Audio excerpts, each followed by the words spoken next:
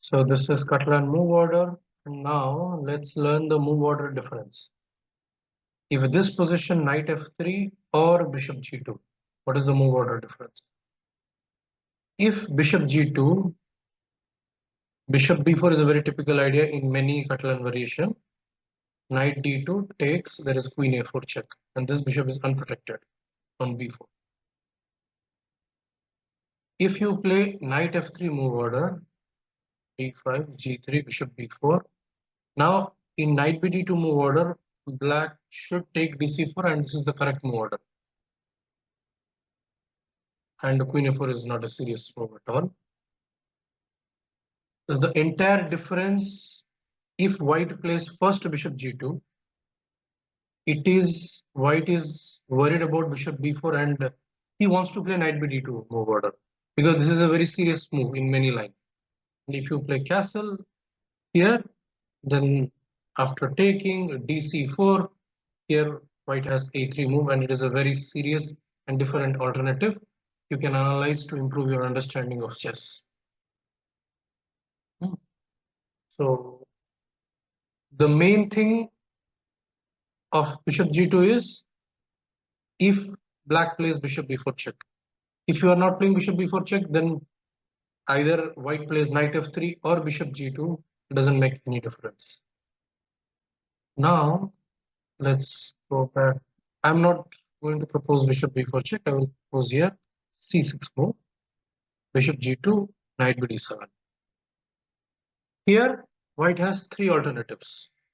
One is castling, another is queen c2, another is knight c3. Let's see knight c3 first. This is something like very similar to Semislav g3 move order. You will take here dc4, castling, and b5.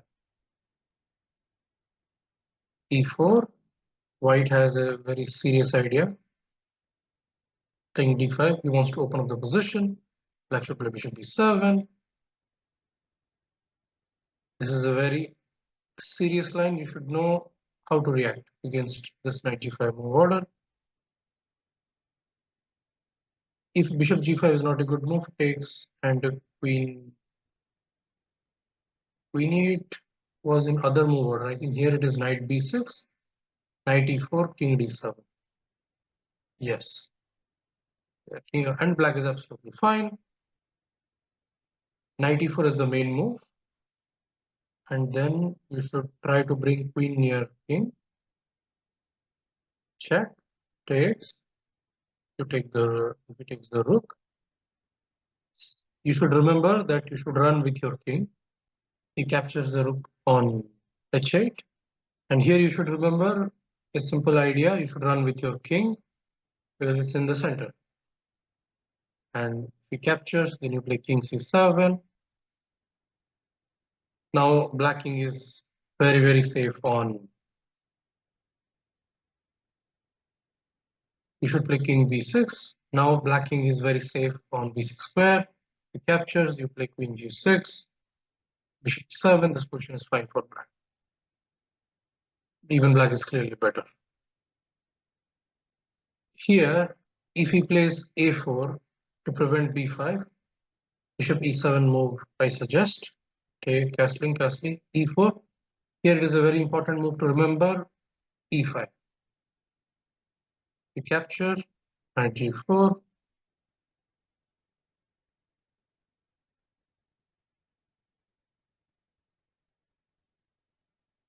And this is the plan. Bishop d7, bishop e8, rook d8.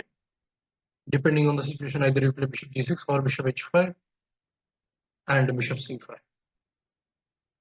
This position is fine for black, but you study this position carefully. So this is all about knight c3. Now let's go to see queen c2. Here I propose bishop d6, castling. In this position, if white plays knight d2, which is very typical Catalan move order, who wants to play e4, and you play rook e8. The idea is very simple. If white plays e4, You capture everything and then e5. This is a very typical pawn break. In many d4 position or structure, this bishop is badly placed. Either by playing c5 or e5 successfully, you will equalize the position by improving this bishop. So this is absolutely fine for black. He will move his knight and the bishop is free to go wherever it wants to go. So if rook d1, white is waiting, white is asking what you are going to do. You just simply play queen e7. Remember this trick, whenever b3 you play e5. And this position is absolutely equal. So instead of rook d1, if white plays b3, he wants to play bishop b2, rook d1, then e4. You just play e5.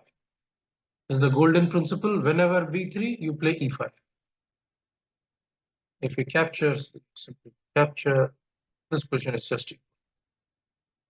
There are many ways. I mean, it just simply takes. If knight into f3, you play queen 7. You develop this bishop and then bring rook to d8. Absolutely fine for black. If rook d1, you play queen e7 because rook and queen are in one file. Basic simple logic, you remove it. There are so many pieces are on the way. I mean, it is not simply because rook is in the same file as queen, we are moving the queen. Here it simply makes sense to move the queen because there is also one trick, stonewall structure also we can aim for. I will just show you the key ideas. f5, you will play b6, bishop b7, c5, rook ac. Black got the very good version of Dutch stonewall structure. This is all about queen c2 in this move order. So the key factor is bishop d6 castling, rook e8 or queen e7. At the right time, you have to play e5. Sometimes knight e4, stonewall Dutch structure. So queen c2 is not a serious main line. So now we are going to study the main line. Castling after dc4 is a4 and here there are two moves I will propose. One is a5, another is b6. Let's study, both are equally good. Let's study first a5, queen c2. This is the best move. If knight a3 move, we'll just simply take, and whatever white captures, you play b5, and black position is absolutely fine. You can study it by yourself. If knight fd2, then knight b6, and the d4 pawn is falling, as well as I'm protecting c4 pawn. This is knight fd2 is nothing special. If knight c3, simply bishop b4. You can't even play e4. In this position, black is more than fine. Queen c2 is the main line. After b5, here knight e5 is the serious strong move. If white takes, this will be just a transposition. Knight d5, and this position we'll see in other move order. Knight e5, this is a very standard move because white is a pawn down, so he must play energetically. Knight c3. And this is a very important move to remember, which is queen b6. Takes into d5, and you should play rook a7. This is an important move. And here this is very difficult move to remember for white. Takes. The resulting position is very nice. Black is 2 pawn down, but this position is just equal. And in this position, white has queen e4, another alternative. Bishop c5. And at this position, he will take queen into a5. Now white is a 1 pawn up, but look at this pawn. And black can put some serious trouble for b2 pawn. Here queen c6, takes. And here it is a very interesting move to remember. which is king d7. If you play short castle, the king is far from this pawn, and we need king on this side. That will be very good.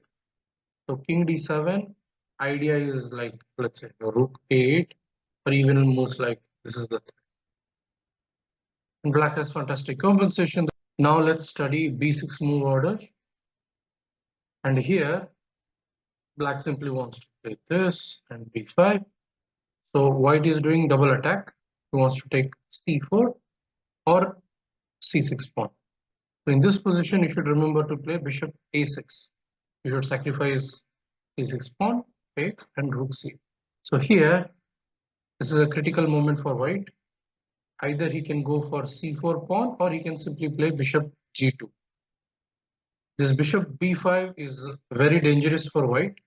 I will show you why. Bishop b7, and let's say if you take this pawn, black has a very serious attacking idea, h5, idea h4, and you can see how white king is vulnerable.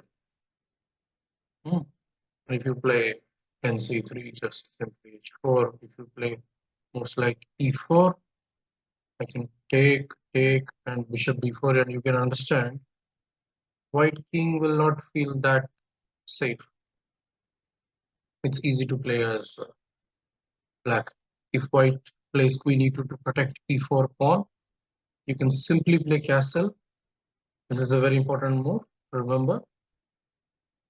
Here suddenly you will find white doesn't have any move to play. I mean, he's literally zugzwang, you can say. If you play e5,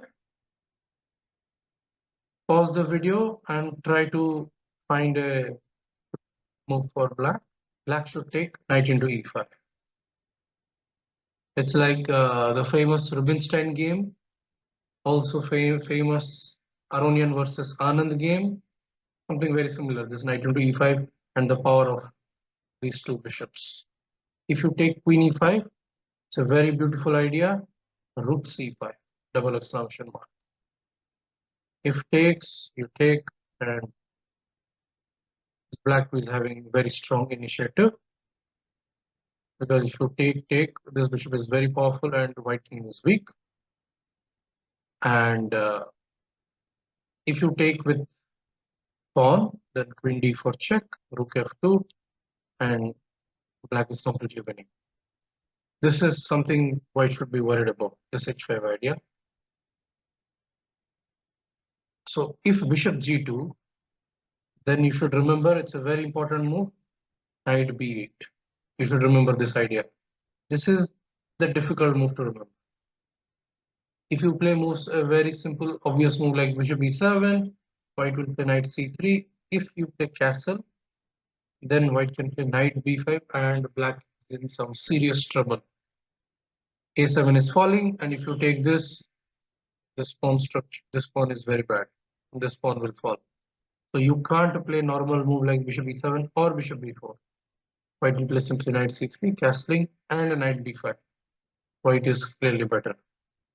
So here, knight b8 is a very important move to remember. If you fail to remember this move, you will be in some serious trouble. And here also, white must find this, take. I will show you this you should take. And bishop b4, this position is absolutely equal, fine for black. And after queen d4, if knight d4 move, this should take. An idea is simply knight a5. This position is fine for black. Okay, and after knight b8, if white plays knight f3 move, like to protect the d4 pawn, because knight c3, this is the engine's best reply. But over the board, many players will play knight f3 to protect d4 pawn. So here you should just move back the bishop to b7, and in this line, you play bishop b4. And just knight d7, then you can slowly aim for this idea later. Just castle, play h6. This position is absolutely fine for black. If white plays a simple move to take this c4 pawn, you play bishop a6. He wants to take the c4 pawn. You cannot play b5 because take now bishop is hanging, and this is better for white. After queen c2, you just play rook c8. If white capture, you just play c5. And this position is fine for black. There are a few lines I will just mention. This is black is fine. I have shared with you a5 as well as b6 line. Put it in chess base, all the lines that I am telling you, and study it on the chessboard